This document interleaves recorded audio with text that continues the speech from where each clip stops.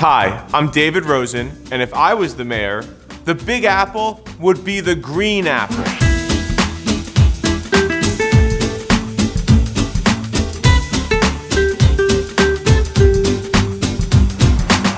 What is the green apple idea?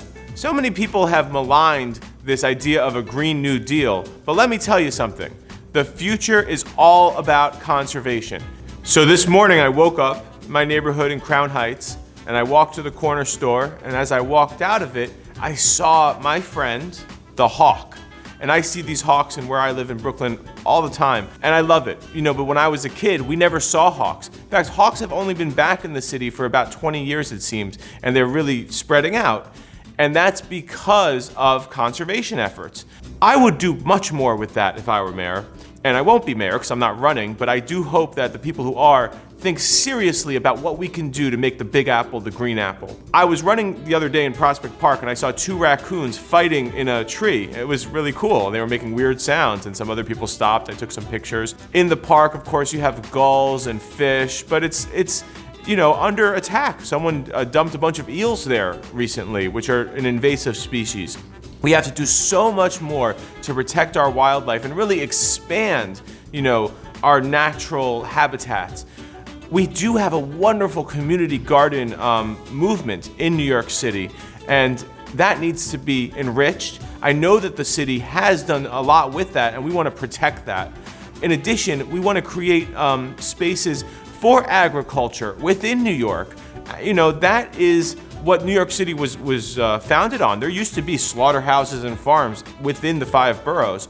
I'm not saying we need to go back to that in a big way, but we don't need to have left it completely. We can certainly find space and an awareness for our population to know what a farm is like, to know what's happening in nature. Also, we have this beautiful Hudson River. It's a world-class river. And the East River, which is a lot cleaner than it ever was before. Do you know that we have dolphins and humpback whales that regularly go through those waterways? Neither did I, because we don't know anything about them. We're not really engaged with the amazing part of this planet that we live in here in the Big Apple. People come to the city for the interaction they get with other humans, but the humans can do a lot more to interact with the animals and, Mother Nature. In the Paris Climate Accord, which was a world-class event, I happened to be in Paris at that time, and I saw these exhibitions on super trees. Now, super trees are coming. They're designed in London. They have the carbon-sucking capabilities of 10,000 trees, and we absolutely need them to combat global warming. We need to make urban planning that accounts for super trees here in New York. They're about 150 feet tall in some cases. We want to be the world leader in the manufacture of super trees, but in the meantime, what about planting 10 million trees? What about doing that in the next 4 years?